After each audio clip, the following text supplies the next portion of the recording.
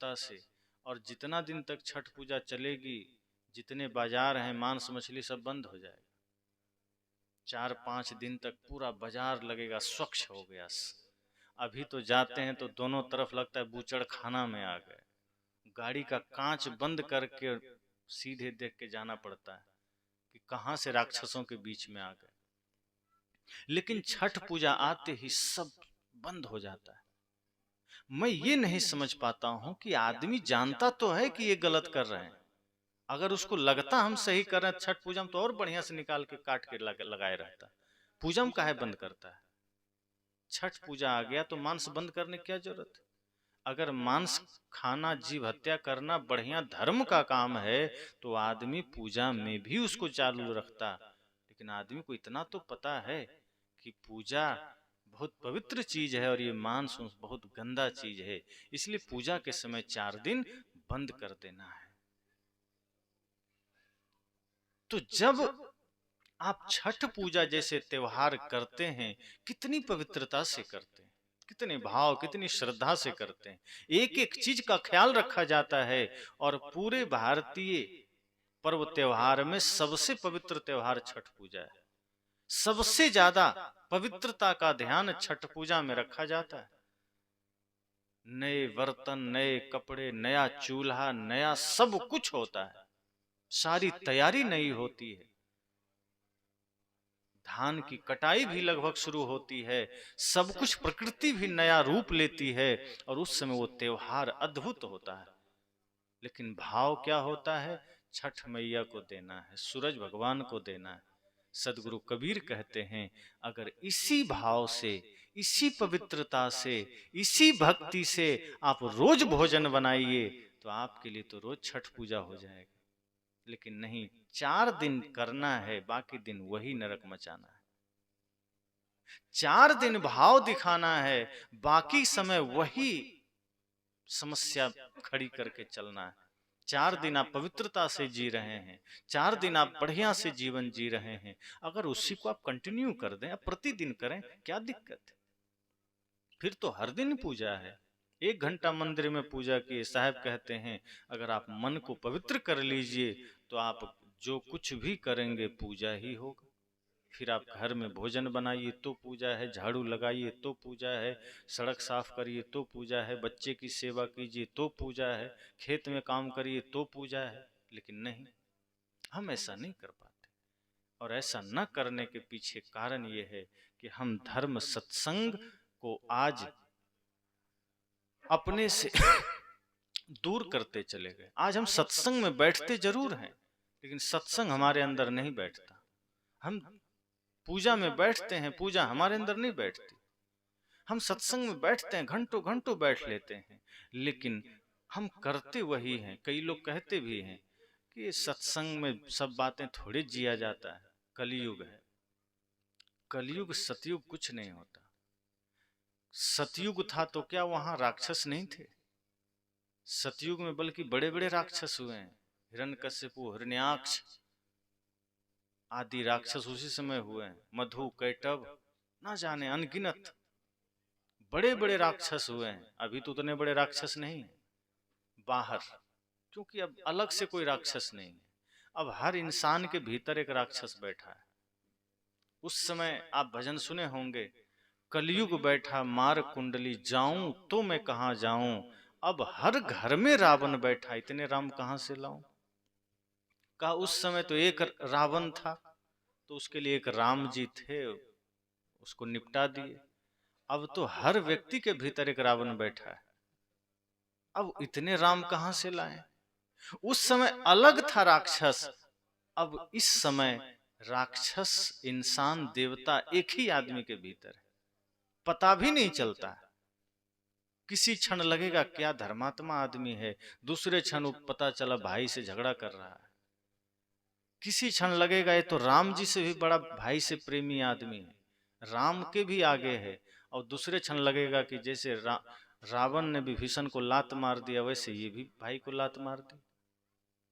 रावण पत्नी का अनादर किया, माता का अनादर किया, पिता का अनादर किया, भाई का अनादर किया। इसलिए रावण की गिनती राक्षस में हुई। ब्राह्मण कुल में जन्म लिया, लेकिन कर्म से वो राक्षस बन गया। ऊंचे कुल में जन्म लेकर के भी राक्षस वाला काम किया, इसलिए वो दुष्ट हो गया, राक्षस हो गया, पतित हो गया, मारा गया। अगर हम भी वही करते हैं, और करते ही हैं। आज अगर कोई आदमी अपने पत्नी के साथ दुर्व्यवहार कर रहा है, अगर कोई आदमी अपने माता पिता का अनादर कर रहा है, अगर कोई आदमी अपने भाई से विवाद कर रहा है, क्या वो रावण नहीं है? है कि नहीं? रावण मतलब जो बुरी प्रवृत्ति है वही रावण है। रावण कोई शरीर थोड़े है। रावण एक विचार है जो बुरा है, उसमें रावण है। जिसके भीतर बुराई है वो महिषासुर है, जिसके भीतर बुराई है वो कंस है, वो कौरव है। अगर हमारे भीतर बुराई है, हम रावण हैं। अगर किसी नारी के भीतर कपट है, वही मंथरा है। मंथरा कोई अलग से थोड़े है, एक विचार है मंथरा, जो घर को फोड़ देती है। जो कैकेयी जैसे देवी का भी मन बदल दे, वही तो मंथरा है। जो माता कैकेयी कौशल्या से भी ज्यादा राम जी को चाहती थी, राम जी से प्रेम करती थी, उस मंथरा ने चाह लिया कि कैकेयी को हमें बदल देना है, तो रात भर में ही उसका मन इतना भ्रमित कर दिया कि वो कैकेयी जो भरत से पहले राम को चाहती थी, वो कैकेयी ने क्या कहा कि राम को 14 वर्ष वनवास और भरत को राजगद्दी। ये मंथरा है। तो मंथरा कोई शरीर नहीं है, एक विचार है जो किसी के भीतर भी आ सकता है। रावण एक विचार है, कंस एक विचार है। सदगुरु कहते हैं जब आप अपने मन का स्वामी हो जाते हैं, जब आप सत्संग में सहर्ष सहज श्रद्धा से विराजते हैं, तब आपके भीतर का वो रावण खत्म हो जाता है। तो आपके भीतर की वो बुरी प्रवृत्ति खत्म हो जाती है।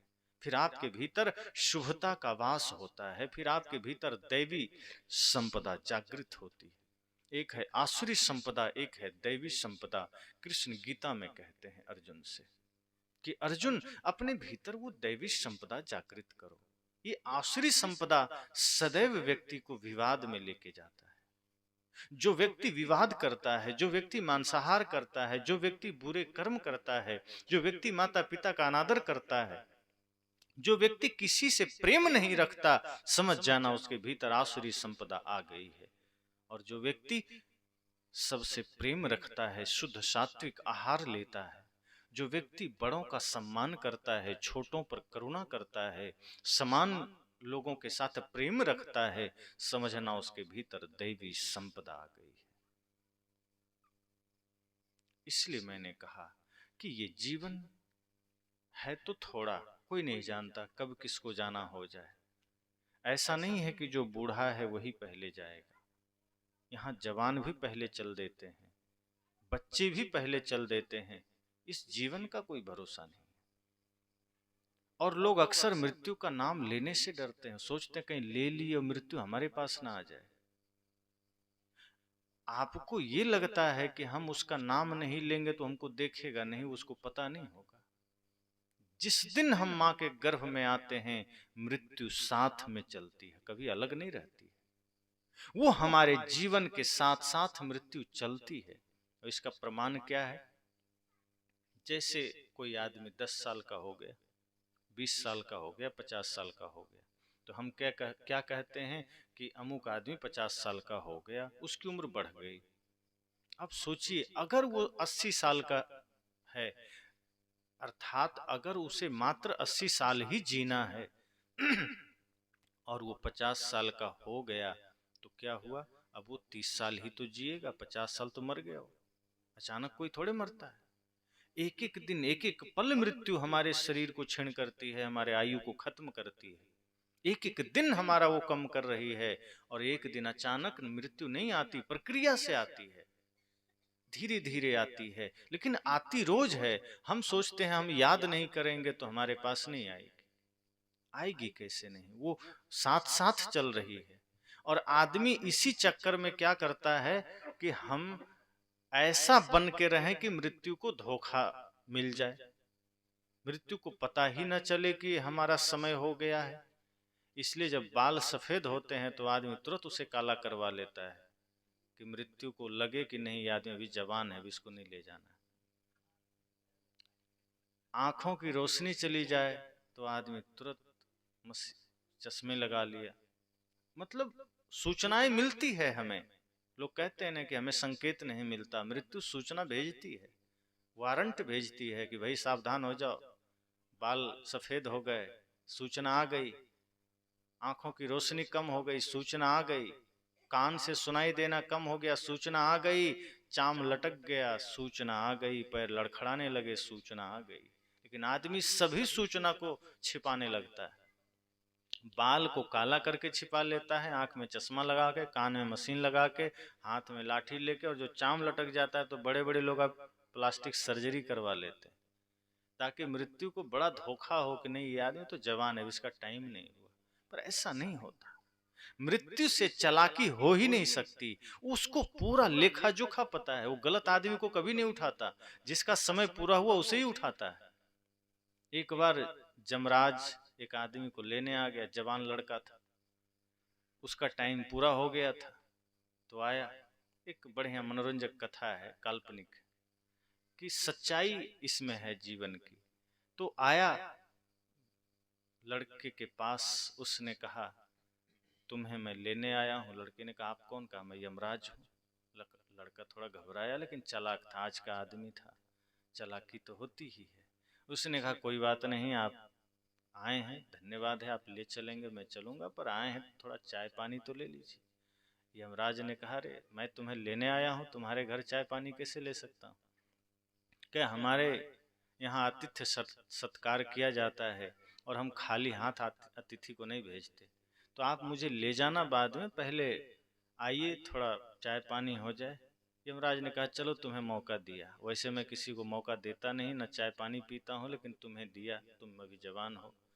और यमराज बैठ गए।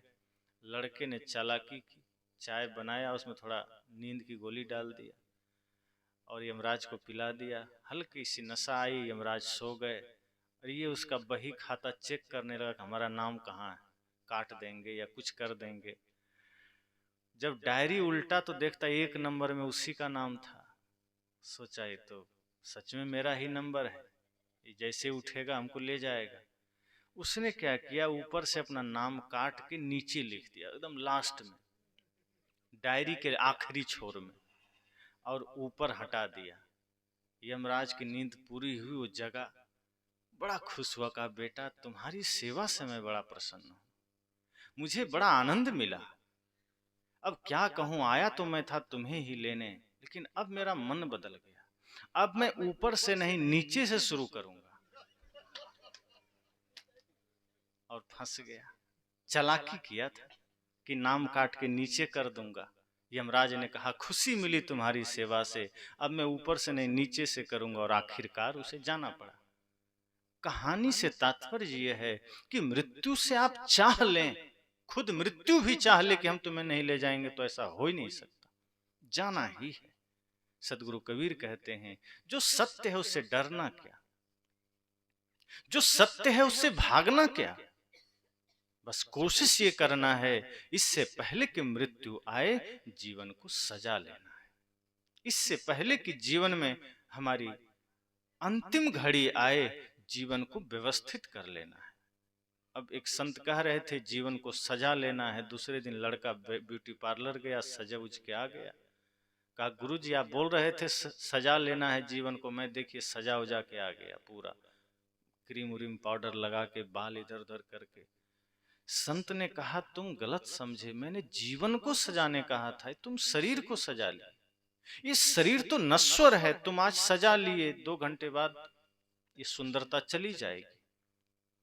जो सुंदरता ब्यूटी पार्लर से आती है वो क्षणिक होती है, और जो सुंदरता धर्म से सत्संग से आती है वो शाश्वत होती है। आज आपके शरीर सुंदर मालूम पड़ते हैं, आप ब्यूटी पार्लर से सुंदर होके आ जाते हैं, थोड़ा बीमार पड़ जाइए, 2 घंटे बाद आपकी सुंदरता खत्म हो जाती है। लेकिन जिन्होंने अपने कर्म को सुंदर बना लिया है, जिन्होंने सत्संग के द्वारा अपने जीवन को ही सुंदर बना लिया है, माता सबरी का शरीर सुंदर नहीं था, लेकिन उन्होंने अपने कर्म को इतना सुंदर बना लिया, उन्होंने अपनी भक्ति को इतना श्रेष्ठ कर लिया कि आज भी हम उनकी पूजा करते हैं। तो सत्संग भी एक ब्यूटी पार्लर है, और यहां से जो सुंदरता हमें मिलती है वो कभी मिटती नहीं। इसलिए साहब ने कहा कि बाहर के क्षणिक जगत से कुछ पाने की उम्मीद मत रखना, खाना पीना जी कर चल देना, लेकिन अपने भीतर के जीवन को सुंदर बनाना, जीवन को सजाना। और हमारे जीवन के लिए जो असली हमारा गहना क्या है? बाहर हम अंगूठी पहन लेते हैं, चैन पहन लेते हैं, और भी बहुत सारे आभूषण आते हैं, माताएं पहनती हैं। संत कहते हैं असली गहना आपका प्रेम है, सत्य है, भक्ति है, सेवा है। अगर ये गहना आपने पहन लिया, अगर ये आभूषण आपने पहन लिया, तो जन्मों जन्म तक आपकी सुंदरता बनी रहेगी और कोई आपकी सुंदरता आपसे छीन नहीं सकता। माता सीता आज क्यों याद की जाती है? चूंकि माता सीता ने संकल्प लिया था। आज माताएं तमाम तरह के व्रत करती हैं, त्योहार उपवास करती हैं। किसके लिए? अभी कुछ दिन पहले तीज व्रत हुआ पति के लंबी उम्र के लिए, और आज भी शायद करवा चौथ का त्योहार है। आज भी पति के लंबी उम्र के लिए माताएं व्रत करती हैं। माता सीता से किसी ने कहा कि माता आपके लिए बढ़िया व्रत क्या है, आपके लिए सच्चा व्रत क्या है? एकादशी है कि तीज है कि क्या है? माता सीता ने क्या कहा था? एक ही व्रत एक धर्म नेमा, काय वचन मन पति पद प्रेमा। माता सीता ने कहा मेरे लिए सच्चा पर्व, सच्चा व्रत, सच्चा त्योहार सिर्फ इतना ही है कि तन मन वचन से इस प्रभु श्री राम के चरणों में प्रेम रखना, उनके भाव, उनके प्रति सच्चा भाव, सच्ची निष्ठा, यही मेरे जीवन का सबसे बड़ा व्रत है। लेकिन आज क्या होता है? माता सीता ने कहा था एक ही व्रत एक धर्म नेमा, काय वचन मन पति पद प्रेमा। लेकिन आज ये फार्मूला बदल गया है। एक ही व्रत एक धर्म नेमा, और आज की माताएं कहती है पति मांगे भोजन तो पत्नी जाए सिनेमा। आज व्रत वो नहीं है जो माता सीता ने कहा था। तो माता सीता क्यों आज इतनी पूजी जा रही हैं? लक्ष्मीबाई की पूजा क्यों होती है? मीराबाई की पूजा क्यों होती है? अनुसुईया की पूजा क्यों होती है?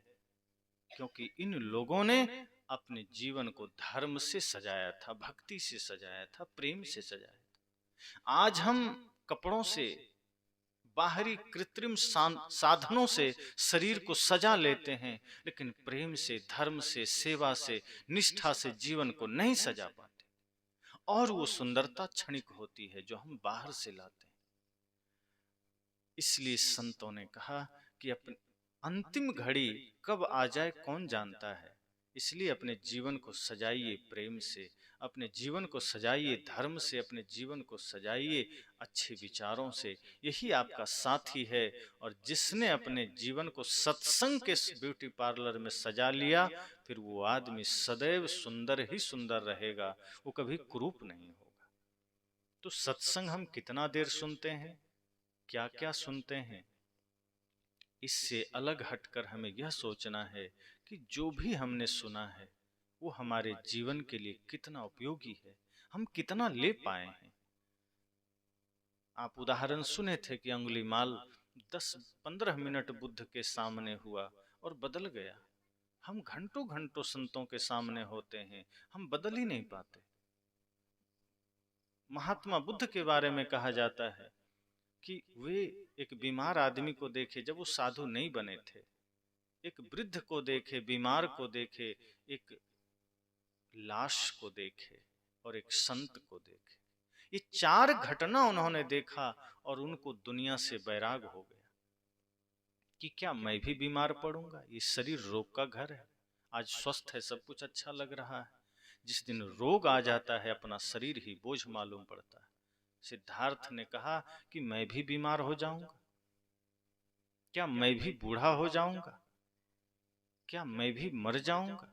ये प्रश्न उनके मन में खड़ा हुआ और उन्होंने सोचा कि जो शरीर हमारा साथ नहीं देगा, जो शरीर एक दिन ऐसे ही खत्म हो जाएगा, फिर मैं क्यों इसमें जाकर के पाप कमाऊं, मुझे सत्य की खोज करनी है। और उन्होंने बुद्धत्व को पाया और दुनिया को भी बुद्धत्व का संदेश दिया। इसलिए वो 4 घटना से उनका जीवन बदल गया। हम तो 4000 घटना देखते हैं, हमारा जीवन नहीं बदलता। कितने बूढ़े को हम देखते हैं, कितने बीमार को हम देखते हैं, कितनी लाशों को देखते हैं, हमारा जीवन नहीं बदलता। मरघट में जब आदमी बैठा होता है तो 10 मिनट के लिए उसको वैराग जग जाता है कि सब झूठा है। जब कोई व्यक्ति समाज में गुजरता है तो आदमी कहता है भैया सब झूठा है, कोई अपना नहीं। लेकिन जब वो घर आता है सब भूल जाता है, फिर सब अपना हो जाता है। इसलिए बहुत बारीकी से जीवन को समझिए और जब भी मौका मिले सुबह शाम सोने जाइए बिस्तर पर रात्रि काल में, तो 5 मिनट आंखें बंद करके अपने जीवन की समीक्षा जरूर कीजिए कि मैंने क्या पाया है, आज दिन भर हमने क्या अच्छा किया, क्या बुरा किया।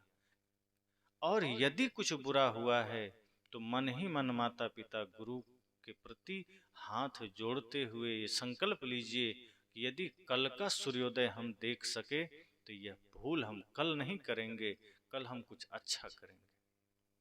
और जब सुबह जगिए 5 मिनट पुनः बैठ जाइए, लंबी गहरी श्वास लीजिए और संकल्प लीजिए, माता पिता गुरु को नमन करते हुए धन्यवाद दीजिए कि आज का सूर्योदय मुझे पुनः देखने को मिला, सबको धन्यवाद है।